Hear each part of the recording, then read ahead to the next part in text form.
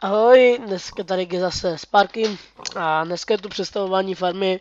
číslo 1, až která se hrnuje právě na prasata a na villagery, teda na krávy. Farma, pokud nevíte, tak když se vlastně spawnete 2 pigy, kterých, jakože když máte víc, ochočíte je, takhle nějak, a oni se spáří a vlastně vyjmou takovou malého to. A na to funguje tato farma, že když vlastně dáte, dalo by se říct, jim najíst, takže no,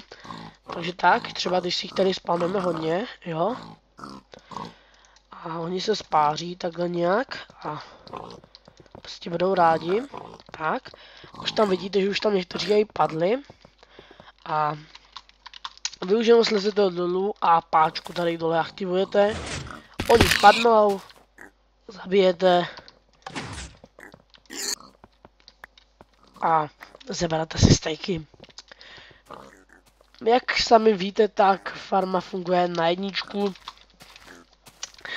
a můžete si vlastně, já vám to nebudu ukazovat, protože nemám hodně času, takže zdar.